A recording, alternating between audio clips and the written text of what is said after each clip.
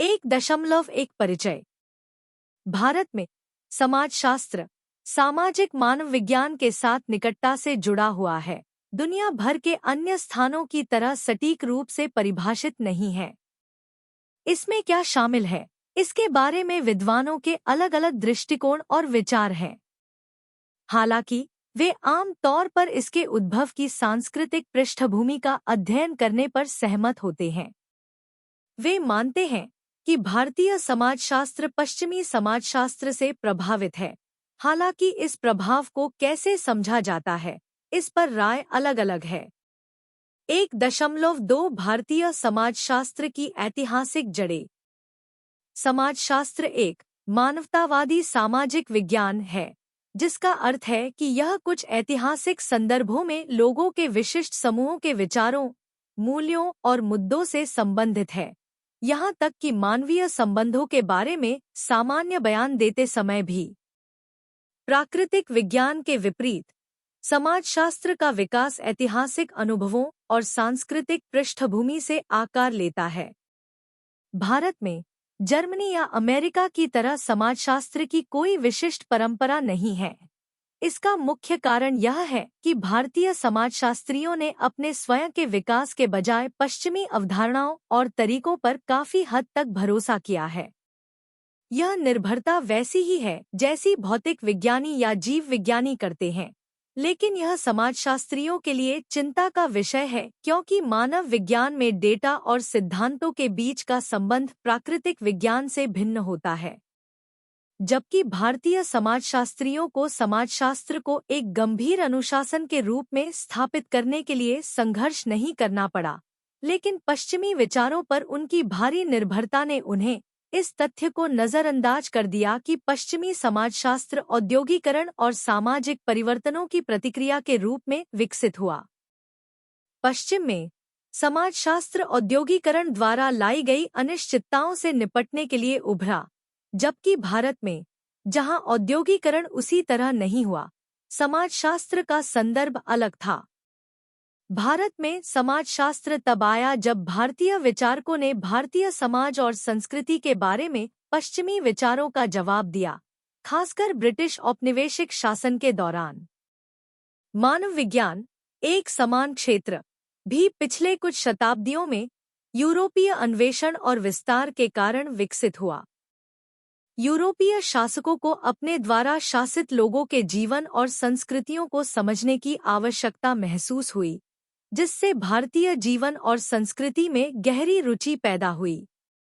हालांकि समाजशास्त्र और मानव विज्ञान दोनों ही पश्चिमी आधुनिकता से प्रभावित थे, लेकिन यह महत्वपूर्ण है कि भारत में उनके औपनिवेशिक मूल को नजरअंदाज न किया जाए। इस संदर्भ की उपेक्षा करने से भारतीय समाजशास्त्र पश्चिमी विचारों का ही विस्तार प्रतीत हो सकता है। उदाहरण के लिए, कुछ विद्वान गलत दावा करते हैं कि भारत में समाजशास्त्र वास्तव में पिछले दशक में ही शुरू हुआ था। रॉबर्ट बियरस्टेड जैसे अन्य लोग पूर्वी सामाजिक विचार को पूरी तरह से खारिज करते हैं। उनका दावा है कि समाजशास्त्र केवल पश्चिमी बौद्धिक परंपरा से संबंधित है। यह दृष्टिकोण संकीर्ण है और इसमें सुधार की आवश्यकता है। भारत में सामाजिक चिंतन की विरासत। भारत में समाज और संस्कृति के बारे में सोचने का एक लंबा इतिहास है। लगभग 300 ईसा पूर्व से लोग भारतीय समाज के बारे में लिख रहे हैं। यह परंपरा हजारों साल पुराने धार्मिक और दार्शनिक ग्रंथों में पाई जाती है। ये ग्रंथ लोगों और समाज से संबंधित विचारों के बारे में बात करते हैं। कुछ रूढ़ियां लोगों और समाज के बारे में सोचने की इस भारतीय परंपरा को समझना कठिन बना देती हैं। सबसे पहले, कुछ लोग सोचते हैं कि समाज और उसके मूल्यों के बारे में भारतीय लेखन मुख्य रूप से तत्वमीमांसा और नैतिकता के बारे में था, न कि वास्तविक सामाजिक जीवन के बारे में। उदाहरण के लिए, बियरस्टेड ने कहा कि वे लोग वास्तव में कैसे व्यवहार करते हैं, इसके बजाय नैतिकता के बारे में अधिक थे। दूसरे, इन लेखों ने वास्तविक जीवन के अवलोकनों से लोगों और समाज के बारे में ज्ञान इकट्ठा करने की परंपरा विकसित करने के लिए ज्यादा जगह नहीं छोड़ी। तीसरा, कुछ लोगों का मानना है कि प्राचीन ग्रंथों को पवित्र मानने से बाद की पीढ़ियों के लिए उनके बारे में आलोचनात्मक और स्वतंत्र रूप से सोचना मुश्किल हो गया। लेकिन सच्चाई यह है कि ये प्राचीन ग्रंथ, जिन्हें शास्त्र और स्मृति कहा जाता है, केवल अमूर्त दार्शनिक विचारों के बारे में नहीं थे। उन्होंने उस समय की वास्तविकताओं के बारे में भी बात की जिसमें वे लिखे गए थे। यहाँ तक कि मनु का धर्मशास्त्र, जिसे कई आलोचक नापसंद करते हैं, समाज कैसा होना चाहिए, इसका एक आदर्श दृष्टिकोण नहीं था। यह अपने समय की वास्तविक सामाजिक व्यवस्थाओं पर आधारित था। धर्म या धार्मिक व्यवहार के बारे में बात करते समय यह स्थान, समय और सामाजिक स्थिति जैसी चीजों पर विचार करता था। धर्म को समझने के लिए केवल उसके दर्शन का अध्ययन करना ही पर्याप्त नहीं था, आपको इसके वास्तविक जीवन के उदाहरणों को भी समझने की आवश्यकता है। उदाहरण के लिए, मनु ने प्राचीन समाज में विभिन्न सामाजिक वर्गों के माता-पिता से जन्मे लोगों के अधिकारों के बारे में विस्तार से बताया। अरस्तु के विपरीत, जिन्होंने एथेनियन समाज में दासों के अधिकारों को अस्वीकार कर दिया था, मनु ने उन लोगों के अधिकारों को सिरे से खारिज नहीं किया जो मानदंडों का पालन नहीं करते थे। साथ ही यह याद रखना महत्वपूर्ण है कि प्राचीन भारतीय विचार केवल धर्म के बारे में नहीं था। इसमें अर्थशास्त्र, प्रेम, व्यापार और यहाँ तक कि निर्माण जैसी चीजें भी शामिल थी। तो यह सब दर्शन शास्त्र के बारे में नहीं था, यह रोजमर्रा की जिंदगी और सामाजिक वास्तविकताओं के बारे में भी था। कौटिल्य के अर्थशास्त्र 324 से 296 ईसा पूर्व जैसे ग्रंथों ने राजाओं को नियमित रूप से अपने लोगों और पशुओं की गिनती करने के लिए प्रोत्साहित किया। इसी तरह चरक संहिता 8वीं शताब्दी ईसा पूर्व ने चिकित्सकों को उन लोगों के मानदंडों, मूल्यों और रीति रिवाजों पर विचार करने की सलाह दी जिनका वे इलाज करते थे। यह इस विचार का खंडन करता है कि प्राचीन भारतीय परंपरा ने अनुभवजन्य डेटा को नजरअंदाज कर दिया, जबकि कई प्राचीन ग्रंथ आध्यात्मिक मामलों पर केंद्रित थे। चार्वाक के अनुयायियों की तरह लोकायत दार्शनिक भी थे, जो संदेहवादी और भौतिकवादी थे। उन्होंने आध्यात्मिकता पर जोर देने की आलोचना की। वास्तविकता और अनुष्ठानों पर पारंपरिक विचारों के बारे में संदेह ईसा पूर्व 6ठी शताब्दी के उपनिषद साहित्य में भी पाया जा सकता है। बुद्ध के समकालीन अजित केसम्बकेलम ने पूर्ण भौतिकवाद का प्रचार किया। इन सभी उदाहरणों से पता चलता है कि भारत में एक बौद्धिक परंपरा थी जहां सामाजिक दर्शन सामाजिक वास्तविकता से निकटता से जुड़ा हुआ था। वे जांच की स्वतंत्रता के प्रति प्रतिबद्धता भी दिखाते हैं। 1.4 शास्त्रीय और अरब फारसी खातों में समाजशास्त्र। हम विभिन्न यात्रियों और इतिहासकारों के लेखों से भारतीय संस्कृति और समाज के बारे में जान सकते हैं। इनमें यूनानी, रोमन, बीजांटिन यूनानी, यहूदी और चीनी शामिल है। 1000 के आसपास से हमें अरबों, तुर्कों, अफगानों और फारसियों के अधिक विवरण देखने को मिलते हैं। इनमें से कई वृत्तांत एक यूनानी राजदूत मेगस्थनीज का अनुसरण करते हैं, जिन्होंने चंद्रगुप्त मौर्य 324 से 3000 ईसा पूर्व के दरबार का दौरा किया था। उन्होंने भारतीय समाज को 7 वर्गों में विभाजित किया, हालांकि उन्होंने वर्ण सिद्धांत का उल्लेख नहीं किया। 3 चीनी यात्रियों, फाहियान 400 से 411 ई, युआन च्वांग 629 से 644 ई और आइत्सिंग 671 से 695 ई ने भी अपनी यात्राओं के दौरान भारतीय समाज और संस्कृति का विस्तृत विवरण दिया। उनके वृत्तांतों का कालानुक्रमिक अध्ययन करने से हमें समय के साथ भारतीय समाज में हुए परिवर्तनों के बारे में जानकारी मिल सकती है। लगभग 973 से 1030 तक एक अरब यात्री अल-बिरूनी संस्कृत लेखन और भारतीय मान्यताओं के बारे में जानता था। उन्होंने भारतीय समाज के अपने विवरण में 4 सामाजिक वर्गों, वर्ण के बारे में बात की। उन्होंने यह भी उल्लेख किया कि हिंदू दुनिया को मुख्य रूप से अपने दृष्टिकोण से कैसे देखते हैं। मोरक्को के एक अन्य अरब यात्री इब्न बतूता ने 1333 और 1347 के बीच भारत के भूगोल, संस्कृति और दैनिक जीवन के बारे में उपयोगी विवरण साझा किए। मार्को पोलो, जिन्होंने 1293 के आसपास दक्षिण भारत का दौरा किया था, और फरिश्ता, जिन्होंने 1609 में इसके बारे में लिखा था, भी उपयोगी अंतर्दृष्टि प्रदान करते हैं। ये वृत्तांत यूरोपीय यात्रियों के वृत्तांतों के साथ सामाजिक अध्ययन की तरह हैं, क्योंकि ये लेखकों ने जो देखा और सुना है उस पर आधारित हैं, न कि केवल अतीत की कहानियों पर। 17वीं शताब्दी में कई इंडो मुस्लिम विद्वानों ने संस्कृत ग्रंथों का फारसी में अनुवाद किया, जिससे भारतीय संस्कृति और समाज को बेहतर ढंग से समझने में मदद मिली। 16वीं शताब्दी के अंत में आईन अकबरी लिखने वाले अबुल फजल ने अकबर के दरबार, करों और सरकारी प्रणाली का वर्णन किया है। वह बहुत विस्तृत था, यहाँ तक कि अहोम और गोंड जैसे दूरदराज के समूहों के बारे में भी जानकारी शामिल थी। उनके काम से पता चलता है कि मुगलों ने हिंदू समाज को केवल 4 वर्गों के बजाय परिवार समूहों के संदर्भ में अधिक देखा। अबुल फजल जैसे लेखक बिल्कुल समाजशास्त्री या मानव विज्ञानी नहीं थे जैसा कि हम उन्हें आज जानते हैं, लेकिन वे समाज का अवलोकन और विश्लेषण करने में अच्छे थे, जो समाजशास्त्र के विकास में सहायक था। बॉक्स 1.01 प्रारंभिक यूरोपीय यात्री। भारतीय समाज, विशेष रूप से जाति व्यवस्था के बारे में वास्तव में अवलोकन करने और लिखने वाले पहले यूरोपीय पुर्तगाली साहसी, व्यापारी या अधिकारी थे, जिन्होंने ज्यादातर मालाबार तट पर शुरुआत की थी। डुआर्टे बारबोस ने जाति व्यवस्था के प्रमुख सांस्कृतिक पहलुओं का सटीक वर्णन किया, जिन्हें आज भी मान्यता प्राप्त है। उन्होंने सीधा दृष्टिकोण अपनाया और भारतीय भाषा अच्छी तरह जानते थे। एक फ्रांसीसी व्यापारी और यात्री, जीन बैप्टिस्ट टैवर्नियर ने औरंगजेब के शासनकाल के बारे में लिखा और बातचीत और प्रत्यक्षदर्शियों की रिपोर्ट के आधार पर विभिन्न हिंदू मान्यताओं, रीति-रिवाजों और रीति-रिवाजों का विवरण दिया।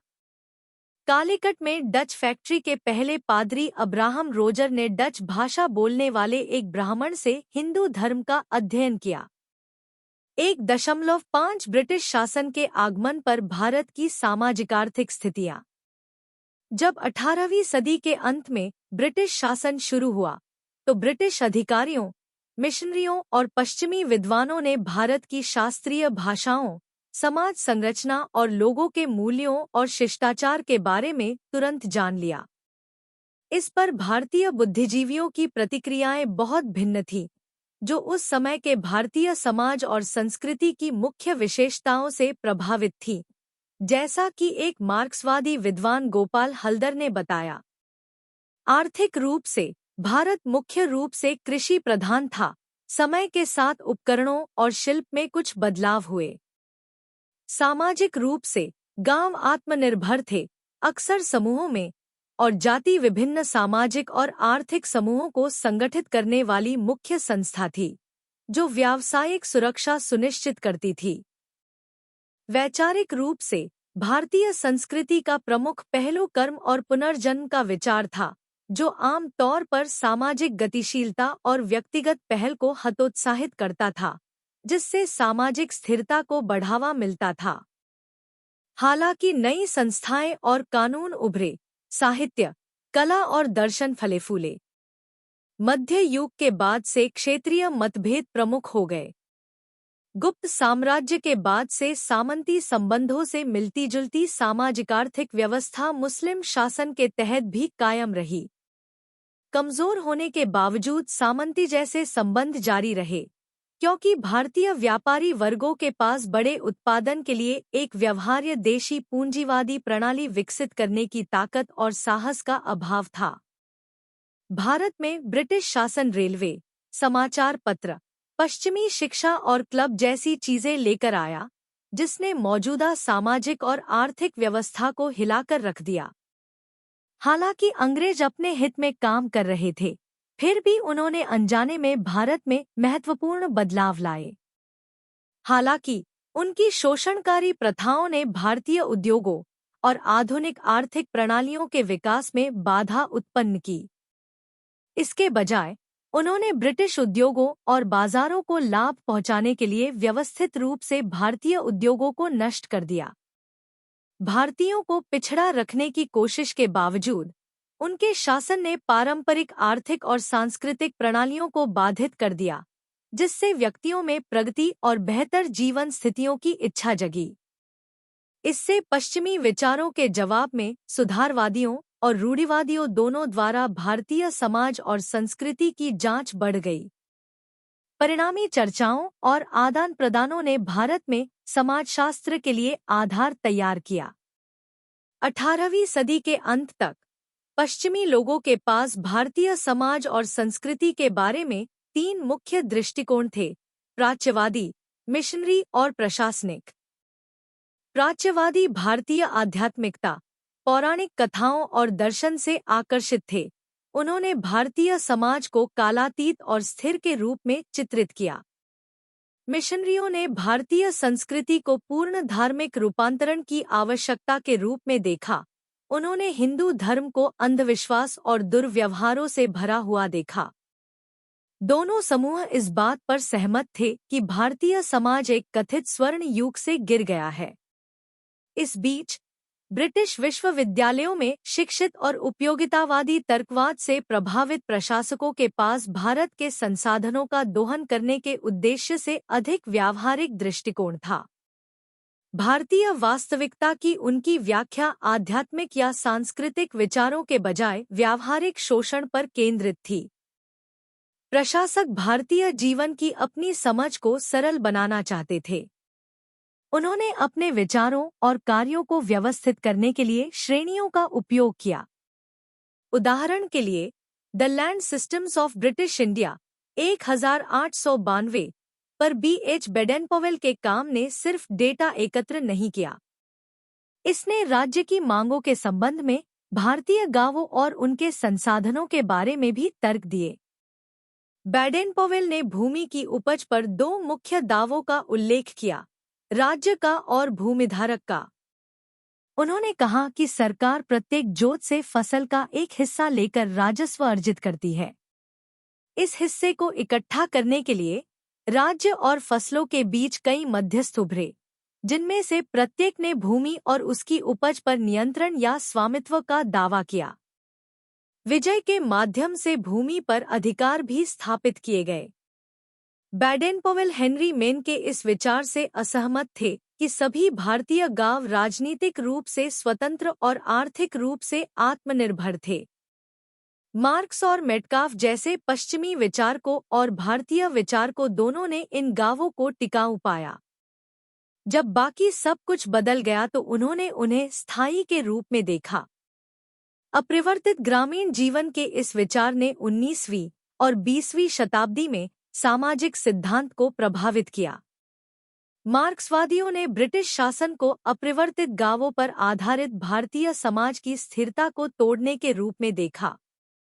हालांकि भारतीय राष्ट्रवादियों ने भारत को समृद्ध ग्राम गणराज्यों से साहूकारों और जमींदारों द्वारा शासित एक स्थिर ग्रामीण अर्थव्यवस्था में बदलने के लिए ब्रिटिश साम्राज्यवाद को दोषी ठहराया। बेडेनपॉवेल ने भारत में 2 प्रकार के गांवों की पहचान की: रयोतवाड़ी या गैर जमींदार गांव और जमींदार या संयुक्त गांव। वह और मेन दोनों ही सामाजिक-आर्थिक विकास के विकासवादी चरणों का पता लगाने में रुचि रखते थे। उन्होंने जाति व्यवस्था के आधार पर गांवों को वर्गीकृत करने का भी प्रयास किया, जो प्रशासकों के लिए सहायक था, लेकिन आंतरिक गांव की राजनीति और औपनिवेशिक नीतियों के वास्तविक सामाजिक और आर्थिक प्रभावों से ध्यान हटा दिया। 1901 के अकाल आयोग और किसान दंगों जैसी चिंताओं के बावजूद गांव की स्थितियों की आधिकारिक जांच अक्सर ज़मीनी हकीकत से चूक जाती थी। भारत में ब्रिटिश अधिकारियों ने 1769 की शुरुआत में ही स्थानीय लोगों के रीति रिवाजों और सामाजिक जीवन पर ध्यान देना शुरू कर दिया था। उस समय बंगाल और बिहार के गवर्नर हेनरी वेरेलस्ट ने प्रमुख परिवारों और उनके जीवन के तरीकों के बारे में जानकारी इकट्ठा करने के महत्व पर जोर दिया था। इस निर्देश का राजस्व अधिकारियों और बाद में कई अन्य ब्रिटिश अधिकारियों ने पालन किया। उदाहरण के लिए फ्रांसिस बुकानन ने 1807 में बंगाल का नृवंश विज्ञान सर्वेक्षण किया था। एक फ्रांसीसी मिशनरी अब्बे डुबोइस ने 1816 में हिंदू रीति रिवाजों और समारोहों के बारे में लिखा था, एक ऐसा काम जिसे समाजशास्त्री आज भी महत्व देते हैं। वह विभिन्न जाति समूहों के बीच संबंधों का अध्ययन करने वाले पहले लोगों में से थे। उनसे पहले सैन्य पादरी विलियम टेनेंट ने 1806 में भारतीय जीवन के बारे में लिखा था। इन कार्यों ने अत्यधिक सरल और निर्दोष ओरिएंट के पश्चिमी मिथक को चुनौती दी, अनुभवजन्य साक्ष्य के माध्यम से भारतीय समाज की जटिलता को प्रकट किया। 18वीं सदी के अंत और 19वीं सदी की शुरुआत में मद्रास में मुनरो और महाराष्ट्र में एलिफिंस्टन जैसे अधिकारियों के अनुभवों से भारतीय समाज की समझ गहरी हुई। 1861 में ब्रिटिश सरकार की पहली अखिल भारतीय जनगणना ने डेटा इकट्ठा करने के लिए अधिक संगठित प्रयासों की शुरुआत की। 1901 में सर हर्बर्ट रिस्ले ने भारतीय नृवंश विज्ञान सर्वेक्षण की स्थापना का प्रस्ताव रखा, जो जनगणना का हिस्सा होगा। उन्होंने इसके लिए 3 कारणों पर तर्क दिया। पहला, भारत से बेहतर डेटा के साथ यूरोपीय मुद्दों को हल करने में इस तरह के सर्वेक्षण का संभावित योगदान। दूसरा, सामाजिक और सांस्कृतिक परिवर्तनों के कारण आदिम मान्यताओं और प्रथाओं के लुप्त होने से पहले उनका दस्तावेजीकरण करने का महत्व। और तीसरा, कानून, न्यायिक प्रक्रियाओं, अकाल राहत, स्वच्छता और रोग नियंत्रण सहित विभिन्न उद्देश्यों के लिए डेटा की आवश्यकता। काफी दबाव के बाद ब्रिटिश सरकार 1905 में नृवंश विज्ञान सर्वेक्षण शुरू करने पर सहमत हुई। इस सर्वेक्षण से भारत में जनजातियों और जातियों के बारे में बहुत सारी जानकारी मिली, जो मानव विज्ञान और समाजशास्त्र में सहायक थी।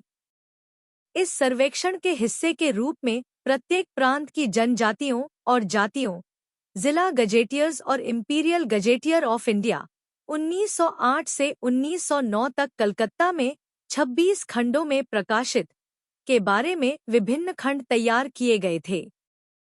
Wilson, Risley, Barnes, Blunt, O'Malley, Hutton और गुहा जैसे अधिकारियों के प्रयासों के लिए धन्यवाद।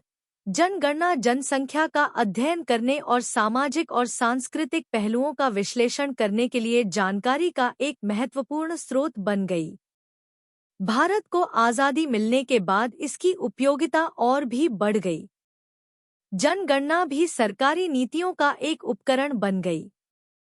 उदाहरण के लिए रिस्ले, जो 1901 की जनगणना के प्रभारी थे, ने जनजातियों के हिंदू धर्म में विलय की प्रवृत्ति को देखा और इसकी आलोचना की। इस तरह की टिप्पणियों ने उन नीतियों के लिए आधार तैयार किया जिनका उद्देश्य हिंदुओं और अन्य समूहों के बीच विभाजन पैदा करना था। दिलचस्प बात यह है कि जबकि हिंदुओं के बीच जाति विभाजन को सावधानीपूर्वक प्रलेखित किया गया था, अन्य धार्मिक समूहों के बीच समान भेदों पर उतना ध्यान नहीं दिया गया, जिस पर भारतीय राष्ट्रवादियों का ध्यान नहीं गया। भारतीय राष्ट्रवादियों ने प्रत्येक जनगणना में हिंदुओं के बीच जाति विभाजन की रिकॉर्डिंग की निंदा की, यह मानते हुए कि यह विभाजन को बढ़ावा देता है और इस प्रकार इसका विरोध किया। स्वतंत्र भारत में जनगणना ने जाति के आधार पर डेटा एकत्र करना बंद कर दिया। कुछ सीमाओं के बावजूद सामाजिक जांच को बढ़ावा देने वाले संघों और संस्थानों की वृद्धि महत्वपूर्ण थी। भारतीय समाज में पश्चिमी रुचि ने उपमहाद्वीप में सामाजिक गतिविधियों को प्रेरित किया। 18वीं और 19वीं शताब्दी के दौरान कई साहित्यिक और वैज्ञानिक संघ उभरे। सबसे उल्लेखनीय एशियाटिक सोसाइटी ऑफ बंगाल थी, जिसकी स्थापना 1797 में सर विलियम जोन्स ने की थी।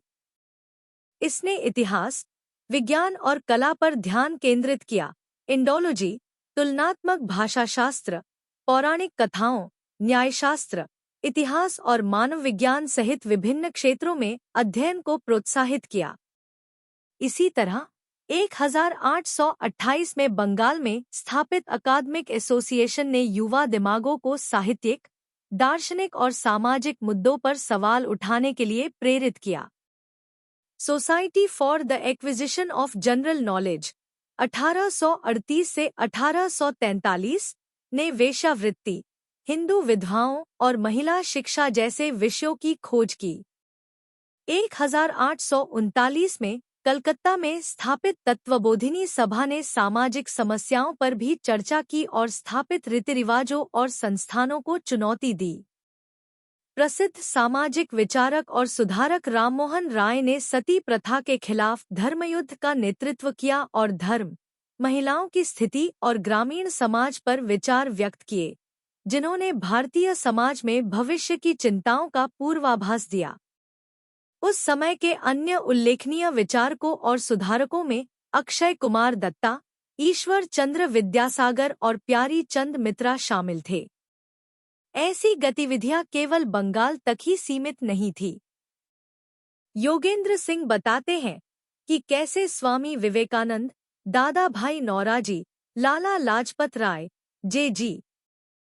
फूले और एम.जी. रानाडे जैसे लोगों ने भारतीयों को उनकी सांस्कृतिक शक्तियों से अवगत कराने में बड़ी भूमिका निभाई।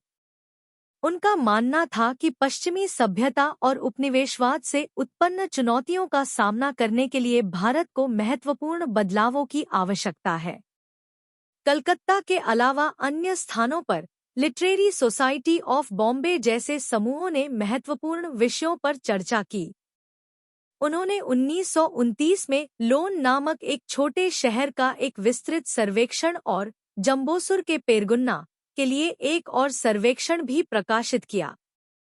1835 में शुरू हुए Madras journal of literature and science ने इतिहास और शहरों में लोगों के जीवन के तरीकों के बारे में अध्ययन भी प्रकाशित किया।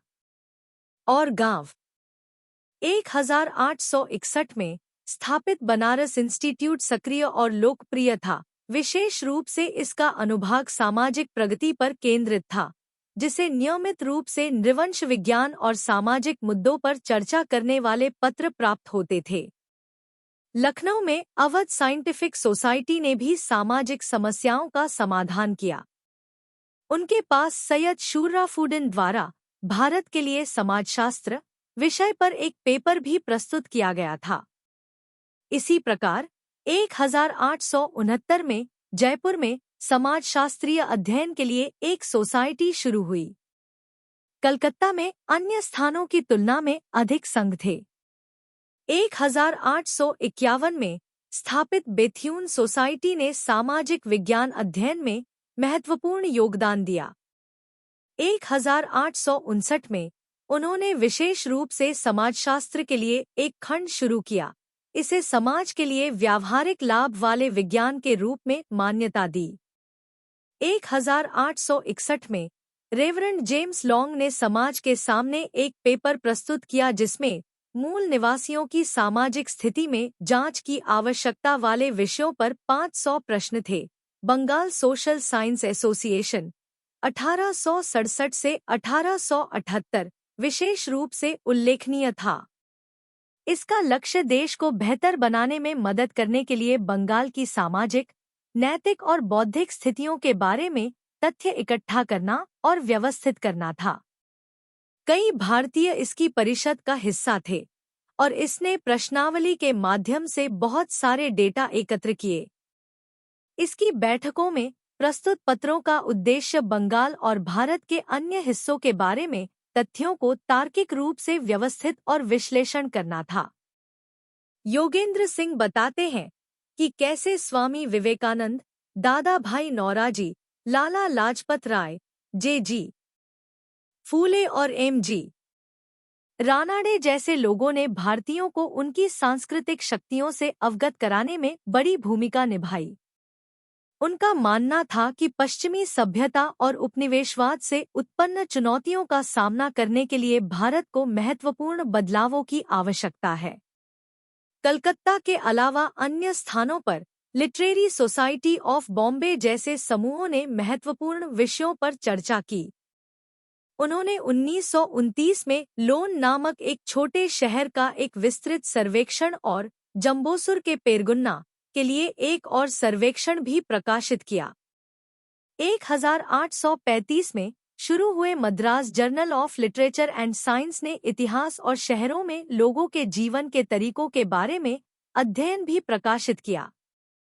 और गांव 1861 में स्थापित बनारस इंस्टीट्यूट सक्रिय और लोकप्रिय था, विशेष रूप से इसका अनुभाग सामाजिक प्रगति पर केंद्रित था, जिसे नियमित रूप से नृवंश विज्ञान और सामाजिक मुद्दों पर चर्चा करने वाले पत्र प्राप्त होते थे।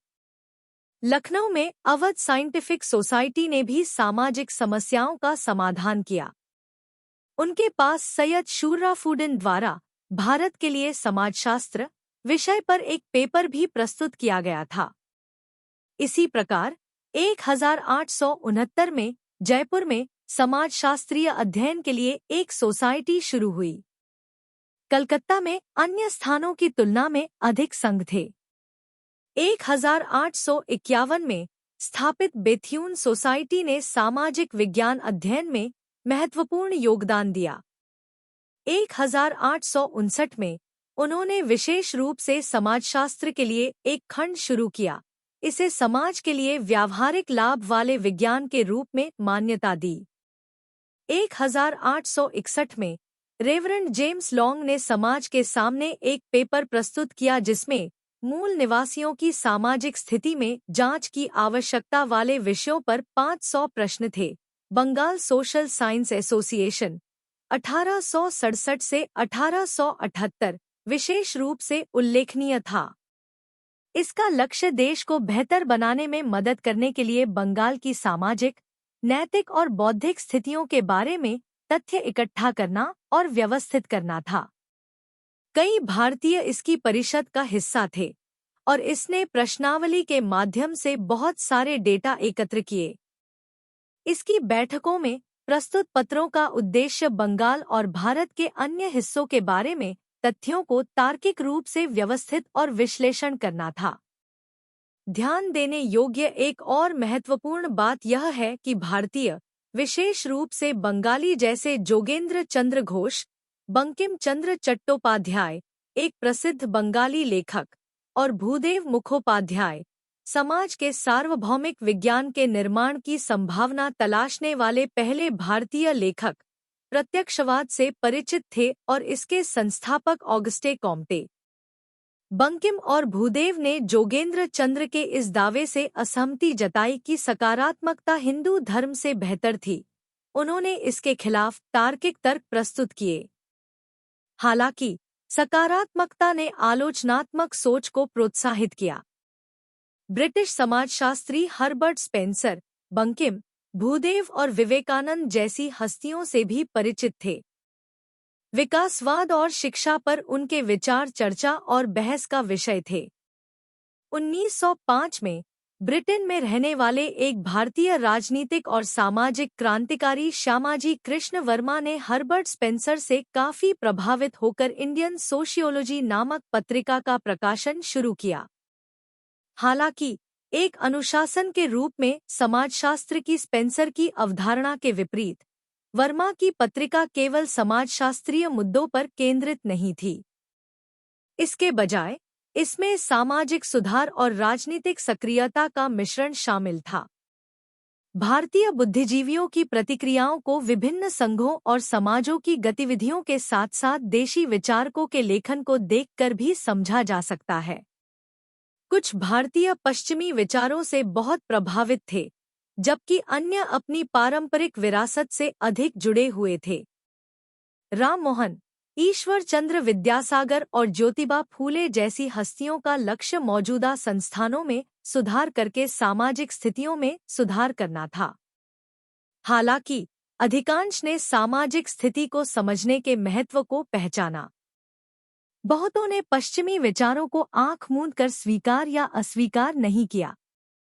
बंकिम चंद्र और भूदेव जैसे लोगों ने अपनी परंपरा की पुनर्व्याख्या करने और भारतीय समाज के पश्चिमी विचारों को चुनौती देने की कोशिश की, जो अक्सर भारतीयों को विषय के बजाय वस्तु के रूप में चित्रित करते थे।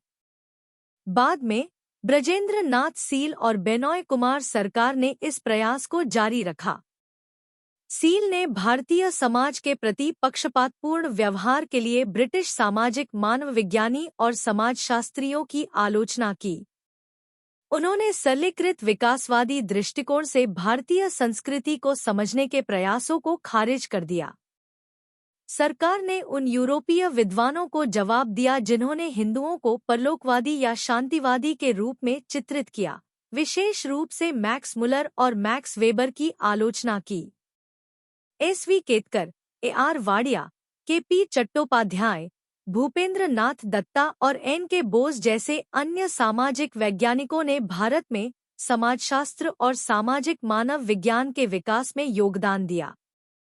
उन्होंने भारत की ऐतिहासिकता और अद्वितीय सांस्कृतिक पहचान पर जोर दिया और इन पहलुओं को हाशिए पर धकेलने वाले पश्चिमी विद्वानों को चुनौती दी।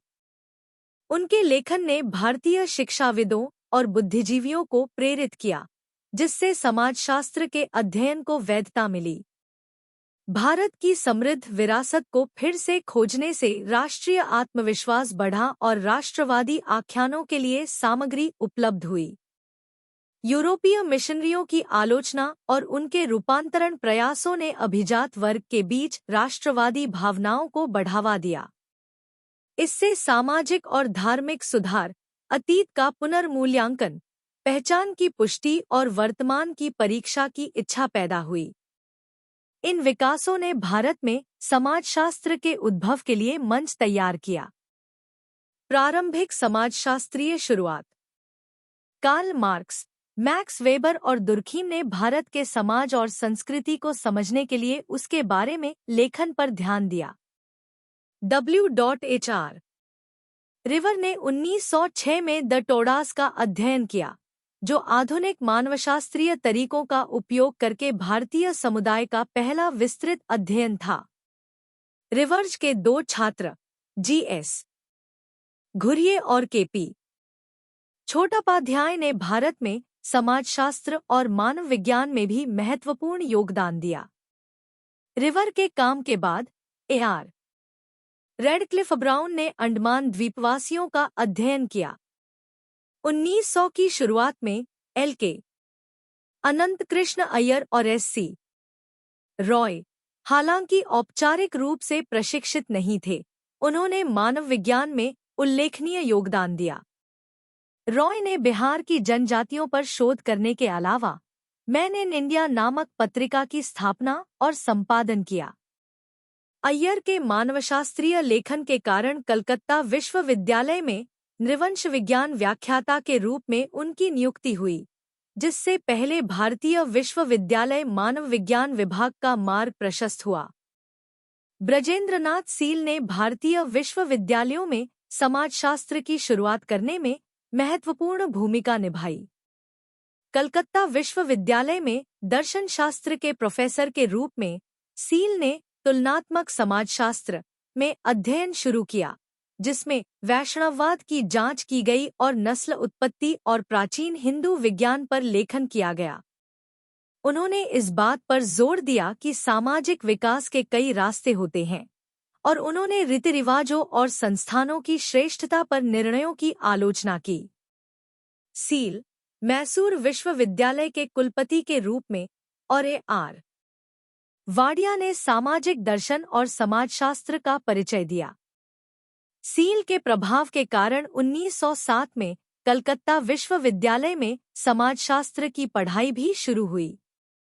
सील के शिष्य सरकार और मुखर्जी ने एक समर्पित विभाग की अनुपस्थिति के बावजूद समाजशास्त्र पढ़ाया, जो अर्थशास्त्र या राजनीति विज्ञान की तुलना में समाजशास्त्र की विलंबित मान्यता को दर्शाता है। पहला समाजशास्त्र और नागरिक शास्त्र विभाग 1919 में सर पैट्रिक गेडिस के नेतृत्व में बॉम्बे विश्वविद्यालय में शुरू हुआ। अर्थशास्त्र एम.ए.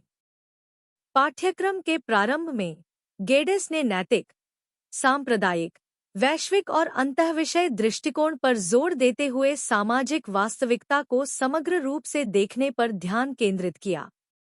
उन्होंने जीवन को समग्र रूप से समझने पर जोर दिया और शहरी गिरावट के मुद्दों को संबोधित किया, खासकर कलकत्ता, इंदौर और दक्षिण भारत के मंदिर शहरों में।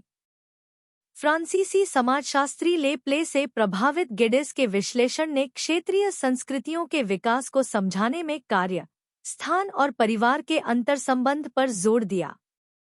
उन्होंने क्षेत्रीय और वैश्विक सामाजिक और सांस्कृतिक योजना में शहरी जीवन और पारिस्थितिक जागरूकता को पुनर्जीवित करने की वकालत की।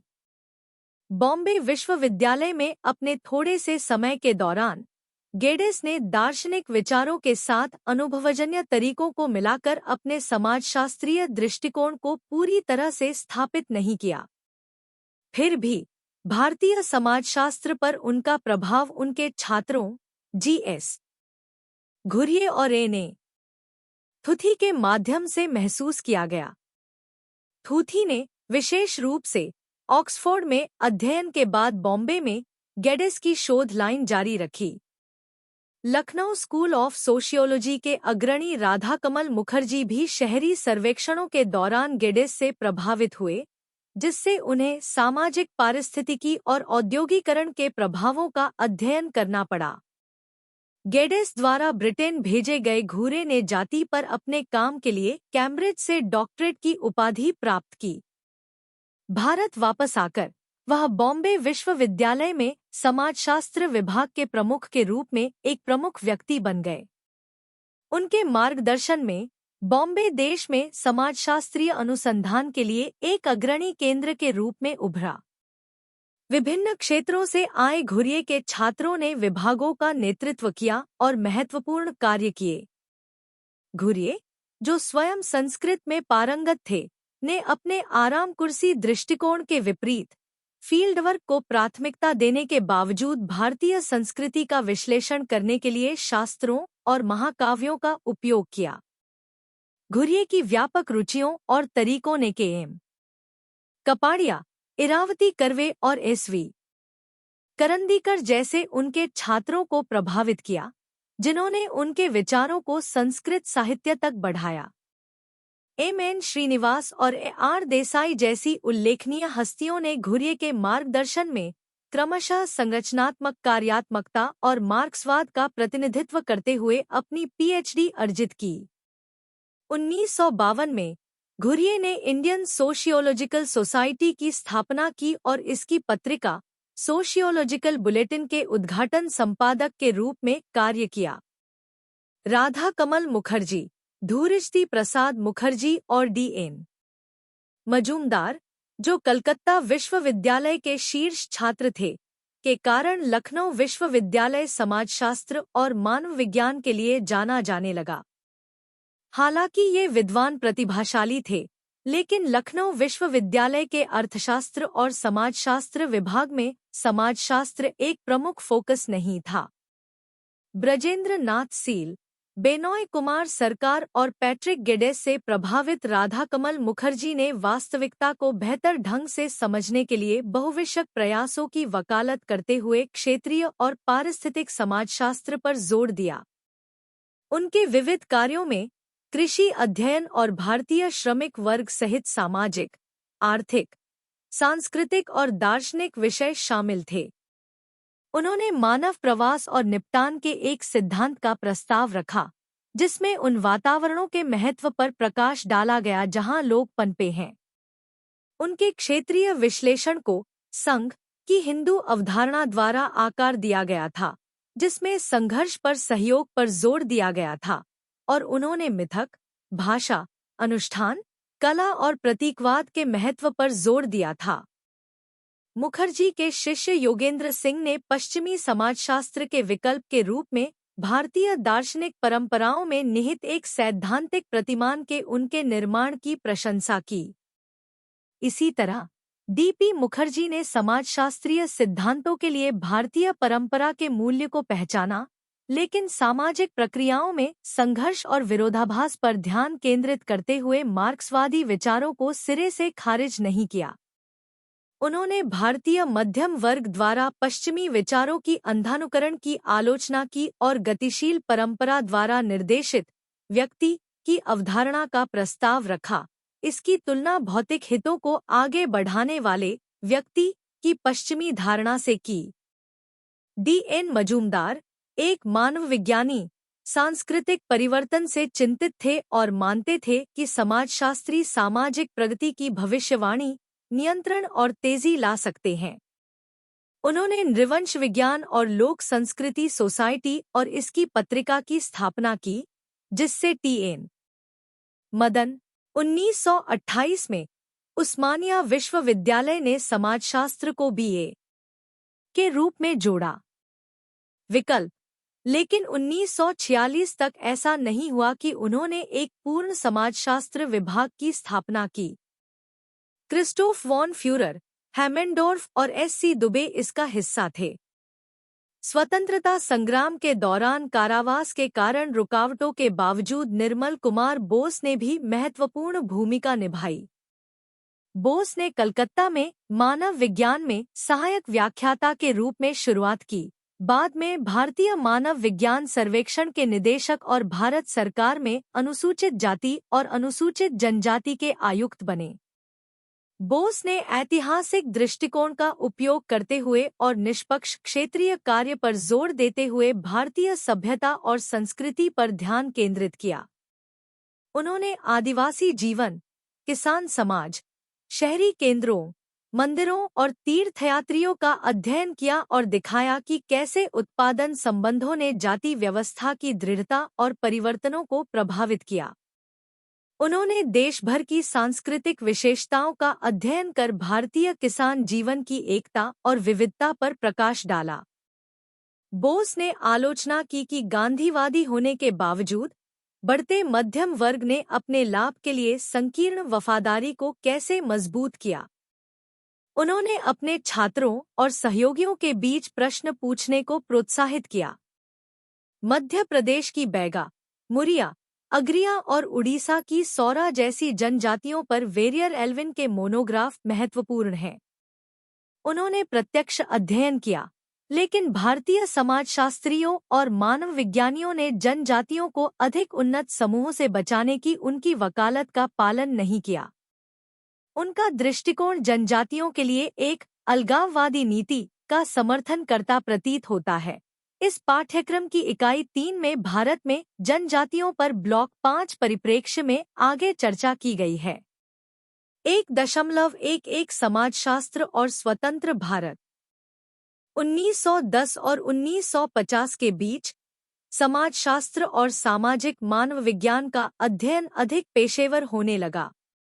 उस समय केवल कुछ ही विश्वविद्यालयों में इन विषयों के लिए अलग अलग विभाग थे। जब भारत को स्वतंत्रता मिली, तो बॉम्बे विश्वविद्यालय समाजशास्त्र में उन्नत अनुसंधान के लिए मुख्य स्थान था, जिसमें मानव विज्ञान भी शामिल था। समाजशास्त्र और मानव विज्ञान अर्थशास्त्र और राजनीति विज्ञान जितने प्रमुख नहीं थे, जो राष्ट्रवादी नेताओं की चिंताओं को संबोधित करने में बेहतर थे। कई भारतीय विद्वानों ने समाजशास्त्र को यूरोपीय और अमेरिकी विचारों से बहुत प्रभावित माना, जिससे यह कुछ हद तक संदिग्ध हो गया। मानव विज्ञान को इसी तरह के संदेह का सामना करना पड़ा क्योंकि कुछ राष्ट्रवादियों ने इसे औपनिवेशिक हितों की पूर्ति के रूप में देखा। मानव विज्ञान के प्रति भी नापसंदगी थी क्योंकि इसमें अक्सर अध्ययन किए गए लोगों को आदिम के रूप में चित्रित किया जाता था, जिससे राष्ट्रवादी नाराज हो जाते थे, खासकर जब अधिकांश मानव विज्ञानी शासक वर्ग से थे। इन चुनौतियों के बावजूद विद्वानों का एक छोटा समूह जाति, संयुक्त परिवार, अस्पृश्यता, धर्म और संप्रदाय जैसी महत्वपूर्ण सामाजिक संस्थाओं का अध्ययन करने में लगा रहा। उन्होंने विशिष्ट समूहों के बारे में लिखा, लोक कथाएं एकत्र की और जनजातियों और ग्रामीण समुदायों के रोजमर्रा के जीवन का वर्णन किया। उनके काम के माध्यम से भारत में समाजशास्त्र को निर्माण के लिए एक मजबूत शैक्षणिक आधार मिला। चिंतन एवं क्रिया 1.1 विभिन्न जातीय सामाजिक सांस्कृतिक वर्ग पृष्ठभूमि के कम से कम 3 लोगों का साक्षात्कार लें। उन्हें बताएं कि आप उनके विवाह रीति रिवाजों या धार्मिक प्रथाओं के बारे में जानना चाहते हैं। साक्षात्कारकर्ता से पूछे जाने वाले प्रश्नों का एक सेट अपने पास रखें, लेकिन चुपचाप आपके अनुरोध पर उसकी प्रतिक्रिया का अवलोकन नोट कर लें। सामाजिक जांच के बारे में जनता की धारणा पर लगभग 2 पृष्ठों का एक नोट लिखें। अपने अध्ययन केंद्र के अन्य शिक्षार्थियों के साथ अपने नोट की तुलना करें। शीर्षक: धारणाओं की खोज, विवाह रीति रिवाजों और धार्मिक प्रथाओं की एक सामाजिक जांच। परिचय: सामाजिक जांच करना एक गतिशील प्रक्रिया है जिसमें विविध दृष्टिकोण, सांस्कृतिक पृष्ठभूमि और सामाजिक मानदंडों से जुड़ना शामिल है। इग्नू में एक छात्र के रूप में मुझे विभिन्न जातीय, सामाजिक, सांस्कृतिक और वर्ग पृष्ठभूमि के व्यक्तियों से उनके विवाह रीति रिवाजों या धार्मिक प्रथाओं के बारे में साक्षात्कार करने का काम सौंपा गया था। मैंने गहरी जिज्ञासा और खुले दिमाग के साथ इस यात्रा की शुरुआत की। इस प्रतिबिंब का उद्देश्य ऐसी सामाजिक जांचों के बारे में जनता की धारणाओं को समझना, बातचीत की बारीकियों और विविध दृष्टिकोणों को समझने के महत्व पर प्रकाश डालना है। कार्यप्रणाली: इस सामाजिक जांच की पद्धति में विभिन्न जातीय, सामाजिक, सांस्कृतिक और वर्ग पृष्ठभूमि का प्रतिनिधित्व करने वाले कम से कम 3 व्यक्तियों का साक्षात्कार शामिल था। प्रत्येक साक्षात्कार पूर्व निर्धारित प्रश्नों के एक सेट के साथ आयोजित किया गया था जिसका उद्देश्य साक्षात्कारकर्ताओं के विवाह रीति रिवाजों या धार्मिक प्रथाओं के बारे में अंतर्दृष्टि प्राप्त करना था। साक्षात्कारकर्ताओं का चयन उद्देश्यपूर्ण था, जिससे विभिन्न प्रकार के दृष्टिकोण सुनिश्चित किए गए।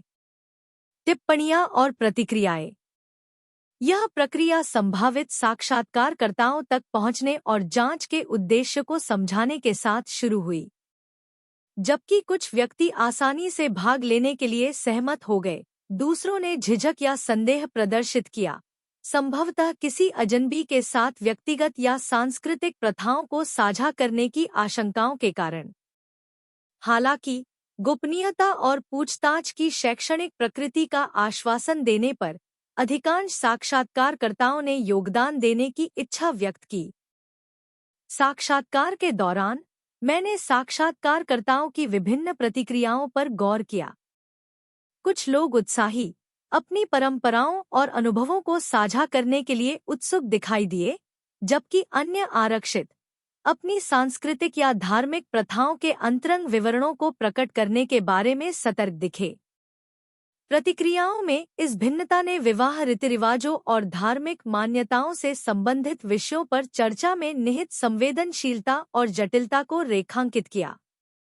सामाजिक जांच के बारे में जनता की धारणा: सामाजिक जांच के बारे में जनता की धारणा बहुआयामी हो सकती है, जो सांस्कृतिक मानदंडों, शोधकर्ता में विश्वास और जांच की अनुमानित प्रासंगिकता जैसे कारकों से प्रभावित होती है। साक्षात्कारकर्ताओं के साथ मेरी बातचीत और चर्चाओं से इस बारे में कई विषय सामने आए कि जनता ऐसी जांचों को कैसे देखती है। घुसपैठ बनाम रुचि: कुछ व्यक्तियों ने पूछताछ को अपने व्यक्तिगत या सांस्कृतिक क्षेत्र में घुसपैठ के रूप में देखा और किसी बाहरी व्यक्ति के साथ अंतरंग विवरण साझा करने पर आपत्ति व्यक्त की। यह धारणा गोपनीयता और सांस्कृतिक प्रथाओं की संभावित गलत व्याख्या के बारे में चिंताओं पर प्रकाश डालती है। दूसरी ओर, कई साक्षात्कारकर्ताओं ने जांच को अपने रीति रिवाजों और विश्वासों में रुचि की वास्तविक अभिव्यक्ति के रूप में माना और अपने दृष्टिकोण साझा करने के अवसर का स्वागत किया। विश्वास और गोपनीयता: सामाजिक जांच के प्रति जनता की धारणा को प्रभावित करने वाले एक महत्वपूर्ण कारक के रूप में विश्वास उभरा। जिन साक्षात्कारकर्ताओं ने गोपनीयता और शोधकर्ता की सत्यनिष्ठा के प्रति आश्वस्त महसूस किया, वे भाग लेने और स्पष्ट प्रतिक्रिया देने के लिए अधिक इच्छुक थे। इसके विपरीत, शोधकर्ता के इरादों के बारे में संदेह या गोपनीयता के बारे में चिंताओं ने जांच में पूरी तरह से शामिल होने की इच्छा में बाधा डाली। सांस्कृतिक संवेदनशीलता। सांस्कृतिक संवेदनशीलता की धारणा ने जांच के प्रति जनता की प्रतिक्रिया को आकार देने में महत्वपूर्ण भूमिका निभाई। साक्षात्कारकर्ताओं ने परंपराओं और मान्यताओं की विविधता को स्वीकार करते हुए सांस्कृतिक विनम्रता के साथ पूछताछ करने के प्रयासों की सराहना की। इसके विपरीत, पूछताछ में किसी भी कथित असंवेदनशीलता या जातीयतावाद के कारण भाग लेने में प्रतिरोध या अनिच्छा हो सकती है। शैक्षणिक बनाम व्यक्तिगत रुचि। अकादमिक पूछताछ और व्यक्तिगत जिज्ञासा के बीच अंतर ने प्रभावित किया कि जनता ने जांच को कैसे देखा। जिन साक्षात्कारकर्ताओं ने पूछताछ के शैक्षिक उद्देश्य को पहचाना, वे भाग लेने के लिए अधिक इच्छुक थे। उन्होंने इसे ज्ञान प्रसार में योगदान करने के अवसर के रूप में देखा। हालांकि जिन व्यक्तियों ने जांच को व्यक्तिगत उद्देश्यों या ताकझांक की प्रवृत्ति से प्रेरित माना, उनके सक्रिय रूप से शामिल होने की संभावना कम थी। अन्य शिक्षार्थियों के साथ तुलना। अध्ययन केंद्र में साथी शिक्षार्थियों के साथ चर्चा से सामाजिक जांच के बारे में जनता की धारणा के संबंध में समान अनुभव और टिप्पणियां सामने आईं। जबकि विशिष्ट संदर्भ और साक्षात्कारकर्ता की जनसांख्यिकी अलग-अलग थी, विश्वास, सांस्कृतिक संवेदनशीलता और शैक्षणिक अखंडता के व्यापक विषय विविध अनुभवों में प्रतिध्वनित हुए। निष्कर्ष। अंत में, विवाह रीतिरिवाजों और धार्मिक प्रथाओं की सामाजिक जांच करने से ऐसी जांचों के संबंध में जनता की धारणाओं में मूल्यवान अंतर्दृष्टि प्राप्त हुई। सार्थक जुड़ाव को बढ़ावा देने और प्रतिभागियों से प्रामाणिक प्रतिक्रिया प्राप्त करने के लिए सांस्कृतिक संवेदनशीलता, विश्वास निर्माण और शैक्षणिक अखंडता की जटिलताओं को दूर करना आवश्यक है। इन धारणाओं को स्वीकार और संबोधित करके शोधकर्ता अपनी सामाजिक जांच की वैधता और प्रभाव को बढ़ा सकते हैं।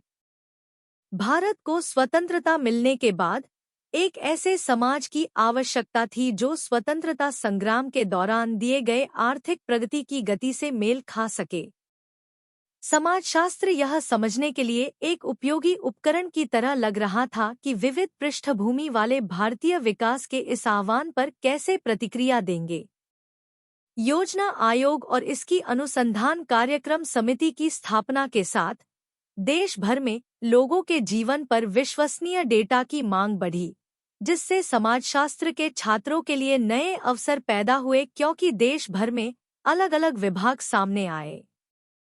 भारत में समाजशास्त्र के इतिहास पर नजर डालें तो यह स्पष्ट है कि प्राचीन और मध्ययुगीन ग्रंथों में दार्शनिक और आध्यात्मिक विचारों के प्रभुत्व के बावजूद लोगों के जीवन को समझने में वास्तव में सामाजिक जांच और रुचि की परंपरा थी। ब्रिटिश शासन से पहले भी विभिन्न यात्रियों और देशी इतिहासकारों ने भारतीय समाज, संस्कृति और अर्थव्यवस्था का दस्तावेजीकरण किया था। जबकि ब्रिटिश उपनिवेशीकरण ने भारतीय समाज को बाधित कर दिया, इसने अनुभवजन्य डेटा तक पहुंच और जांच की भावना से प्रेरित होकर भारतीय बुद्धिजीवियों के बीच अपने स्वयं के समाज और संस्कृति की जांच करने की रुचि भी जगाई। हालांकि ब्रिटिश अकादमिक उपनिवेशवाद का प्रभाव बना रहा, कुछ भारतीय समाजशास्त्री और मानवविज्ञानी अभी भी पश्चिमी संदर्भ समूहों की ओर देख रहे हैं। हालांकि शुरुआत में यह स्वाभाविक रहा होगा, लेकिन इसकी दृढ़ता अनुशासन के विकास में बाधा बन सकती है। भारतीय समाजशास्त्र के शुरुआती अग्रदूत अवधारणाओं और सिद्धांतों को विकसित करने की तुलना में राष्ट्रवादी आदर्शों पर अधिक ध्यान केंद्रित करते थे। उनके उत्तराधिकारियों ने समाजशास्त्र में अंतर्राष्ट्रीय विकास से लाभान्वित होकर विश्वविद्यालयों और अनुसंधान संस्थानों में स्थान हासिल किए हैं, लेकिन अक्सर दूसरों के साथ तुलना करने से पहले भारतीय समाज की विशिष्टता को समझने की आवश्यकता को नजरअंदाज कर देते हैं। यह निरीक्षण समझा सकता है कि भारतीय समाजशास्त्र अभी तक एक विशिष्ट अनुशासन के रूप में पूरी तरह से क्यों नहीं उभर पाया है।